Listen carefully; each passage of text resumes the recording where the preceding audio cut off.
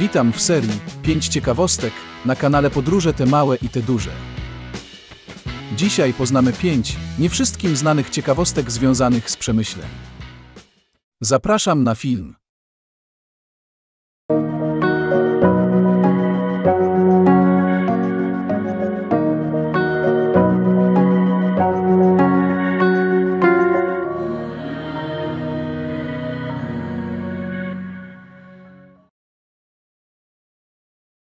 Jeśli chcesz być powiadamiany na bieżąco o nowych filmach na moim kanale, kliknij przycisk subskrybuj pod tym filmem. Zaczynamy. 1. Najstarszy teatr. W Przemyślu istnieje najstarszy w Europie stały teatr amatorski. W roku 1869 właśnie w Przemyślu zostało założone Towarzystwo Dramatyczne imienia Aleksandra Fredry, które popularnie nazywane jest Fredreum. Patronem teatru został polski komediopisarz Aleksander Fredro, który pochodził z tutejszych ziem. Zresztą głównymi wystawianymi sztukami są właśnie dzieła Aleksandra Fredry. Co ciekawe, teatr Fredreum w swojej długiej historii borykał się z ogromnymi problemami lokalowymi. Często przedstawienia wystawiane były w prywatnych domach aktorów. W końcu lokalne władze zgodziły się, aby zabytkowy zamek kazimierzowski w Przemyślu został wyremontowany i jego znaczna część została przeistoczona w salę teatralną. Teatr działał nieprzerwanie nawet podczas I wojny światowej. Po przerwie zaś związanej z wybuchem II wojny światowej oraz remontem zamku, teatr wrócił na zamek kazimierzowski i gra do dziś. Cykliczną imprezą, która wpisała się na stałe do kalendarza imprez organizowanych przez towarzystwo, jest Przemyska Wiosna Fredrowska. 2. Kopiec tatarski. Jednym z najwyższych punktów miasta jest Kopiec tatarski, który wznosi się na wysokości 352 metrów nad poziomem morza, na Górze Zniesienie. Było to pierwotnie miejsce kultu bogów słowiańskich. W późniejszym okresie w miejscu dawnej świątyni postawiono kaplicę, która ostatecznie została zniszczona podczas II wojny światowej. Według legendy Kopiec tatarski został usypany przez Tatarów, stąd jego nazwa, dla jednego z wodzów poległych w bitwie. Inna z legend mówi natomiast, że Kopiec jest grobem założyciela Przemyśla, księcia lechickiego Przemysława, Lestka. Z całą pewnością od wielu wieków Kopiec służył jako ważny punkt obserwacyjny w systemie obronnym ziemi przemyskiej, tym bardziej, że na Zniesieniu znajduje się kilka obiektów wchodzących w skład pierścienia wewnętrznego twierdzy Przemyśl. W sąsiedztwie kopca, oprócz obiektów fortu, znajduje się również krzyż zawierzenia, wieża telewizyjna, amfiteatr i stok narciarski. 3. Stolica ludwisarstwa i fajek. Przemyśl jest polską stolicą ludwisarstwa i fajek. Ludwisarstwo to dziedzina rzemiosła zajmująca się odlewaniem i obróbką przedmiotów z brązu, miedzi, mosiądzu, takich jak dzwony, działa, posągi oraz drobne przedmioty codziennego użytku. Fajkarstwo natomiast to rodzaj rzemiosła artystycznego zajmującego się produkcją fajek.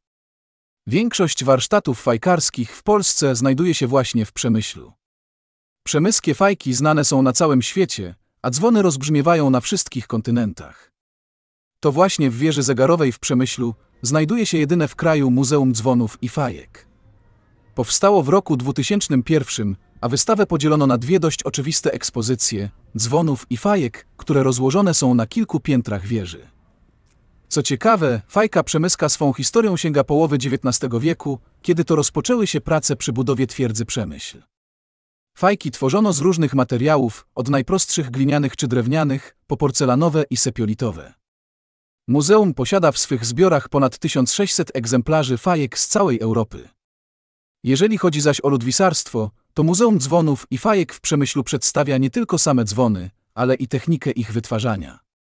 Ciekawostką jest, że muzeum posiada w swojej kolekcji również dzwony okrętowe, w tym ten ze słynnego okrętu ORP Burza.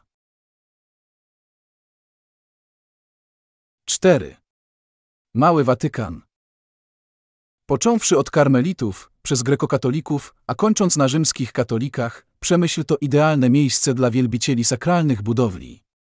Majestatyczne pałace, kościoły oraz rzeźby zdobią miasto, które niektórzy nazywają Małym Watykanem. Świątynie czy rzeźby je zdobiące stanowią o niezwykłym kunszcie, dbałości o detale i niezwykłej precyzji ich twórców, a co jest niezwykle istotne, niektóre z kościołów przetrwały w niezmienionej formie setki lat. Nazwa Mały Watykan wcale nie jest przypadkowa, ponieważ w Przemyślu znajduje się kilkanaście kościołów, wraz z archikatedrą jest ich 17, kilka synagog, kilka cerkwi i sala Królestwa Świadków Jehowy. Taka liczba świątyń, zarówno w stosunku do liczby mieszkańców wynoszącej około 56 000, jak i do powierzchni miasta wynoszącej około 46 km², bez wątpienia pozwala nazywać Przemyśl Małym Watykanem. Ponadto Przemyśl, tak jak Rzym, w którym de facto położony jest Watykan, leży na 7 wzgórzach. Ciekawostką jest również, że Przemyśl jest siedzibą dwóch metropolii, rzymskokatolickiej oraz bizantyjsko-ukraińskiej. Tak dla równowagi, nieco z przymrużeniem oka, dodać należy, że w czasach aktywności twierdzy Przemyśl działało tutaj kilkadziesiąt domów uciech. 5.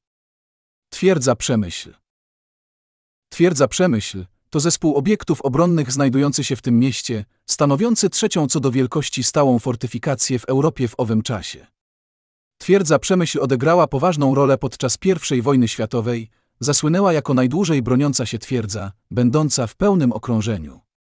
Twierdza dzisiaj to 45-kilometrowe pasmo, 15 głównych i kilkudziesięciu pomocniczych fortów wokół Przemyśla i kilkunastu mniejszych obiektów militarnych w granicach samego miasta. Obleżenie Przemyśla w latach 1914–1915 zmieniło cały przebieg I wojny światowej. Gdy na wschodzie i na zachodzie koalicja Austro-Węgier i Niemiec ponosiła ciężkie klęski, galicyjska twierdza i jej załoga odegrały kluczową rolę w powstrzymaniu najazdu rosyjskiego na Europę Środkową. Oprócz budowy samych fortów, rozpoczęto również budowę innych obiektów, które były niezbędne do utrzymania i uzbrojenia załogi fortów, takich jak kamienice, baraki, stajnie i piekarnie. Spowodowało to gwałtowny rozwój miasta. Niestety, ze względów finansowych nigdy nie ukończono w pełni projektu budowy twierdzy. W 1914 roku Przemyśl posiadał 3 linie obronne, ale z powodu braku pieniędzy tylko zewnętrzny pierścień był odpowiednio przygotowany. Ciekawostką jest, że to właśnie lekarz twierdzy Przemyśl, Węgier Robert Barany otrzymał Nagrodę Nobla za rok 1914. Jego dokonania uznawane są za fundamentalne w dziedzinie otologii, a więc dziedzinie związanej z leczeniem chorób uszu.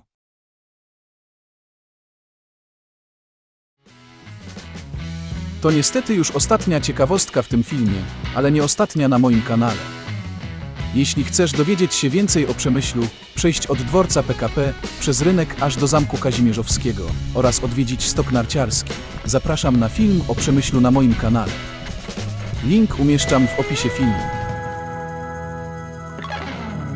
Dziękuję za uwagę i do następnego filmu.